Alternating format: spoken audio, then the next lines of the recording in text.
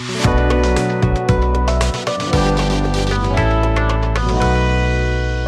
buenos días, mis amigos y hermanos de 3 AM Radio Adventista Online.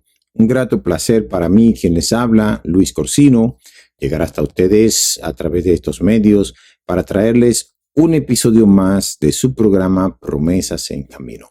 Una promesa de Dios para cada uno de nosotros. Y en esta ocasión la promesa la hemos tomado del libro de Juan, en el capítulo 3, en el versículo 16.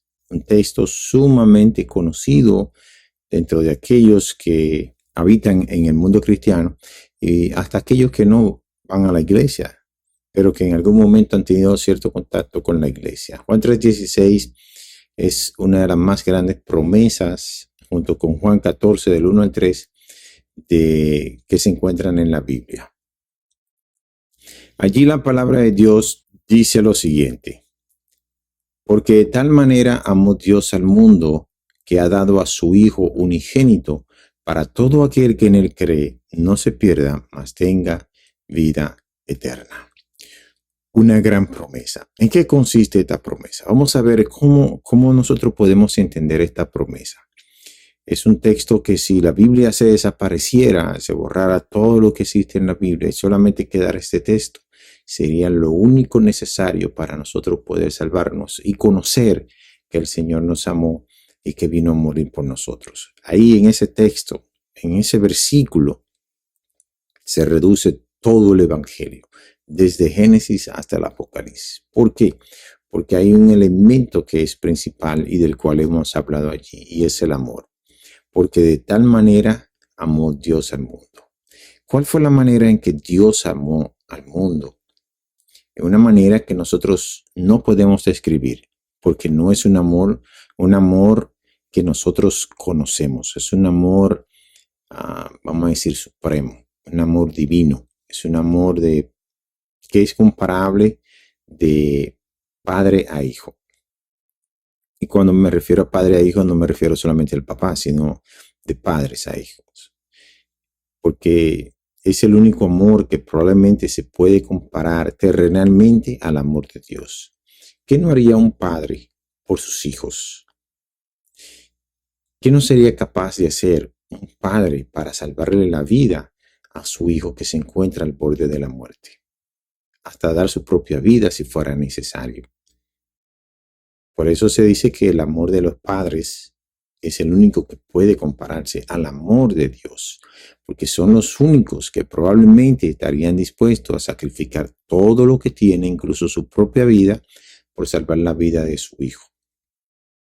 Y es así, o sea, Dios estuvo dispuesto a sacrificar su propia vida, la vida de su hijo, para que el hombre pudiera de alguna forma salvarse, redimirse, volver al estado original en el que estaba al principio. Y por eso es que dice que de tal manera es una forma de decir, no hay manera de describir el amor de Dios, solamente decir de tal manera, de una manera tan inmensa, tan grande, que fue capaz de dar a su hijo. Ahora, la promesa de esto está en que Él lo hizo para que todo aquel que en Él cree. Miren, lamentablemente nosotros, aunque no quisiéramos hablar, tenemos que decir sobre este texto las cosas que allá afuera se dicen. Muchos piensan que todos al final lo vamos a salvar y no es así. La palabra es clara. Todo aquel que cree en el Señor Jesucristo. Y creer implica muchas cosas que no vamos a explicar ahora. Porque dice la palabra que hasta el diablo cree. Entonces, si hasta el diablo cree y tiembla delante de la presencia de Dios, entonces significa que se va a salvar. No es lo que está diciendo. Creer implica obedecer, y obedecer significa seguir lo que el Señor dijo, hacer lo que el Señor dijo. Hay que abandonar el mundo, hay que abandonar la carne, hay que abandonar muchas más cosas que nosotros hacemos en este momento y que no estamos dispuestos a dejar simplemente por seguir los mandatos de nuestro Señor Jesucristo. Entonces, aunque dice allí que es el que cree, para el que cree en el Señor Jesucristo. Entonces, todo el mundo diría, pero yo creo en el Señor. No, implica más que solamente tener confianza o creer o tener fe. Implica muchas más cosas que deberíamos estudiarlas en la Biblia. Pero el asunto es que la primera condición es creer. Esa es la primera condición. Para todo aquel que en él cree, no se va a perder, sino que va a tener vida eterna. Y aquí viene el otro punto de la promesa. Muchas personas entienden que aún los malos van a tener vida eterna.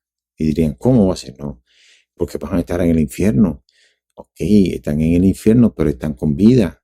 Para aquellos que creen en un infierno, en un lugar físico, en alguna parte del universo, en el éter o en donde sea, en donde estarán las personas quemándose eternamente. Están vivas, no van a morir.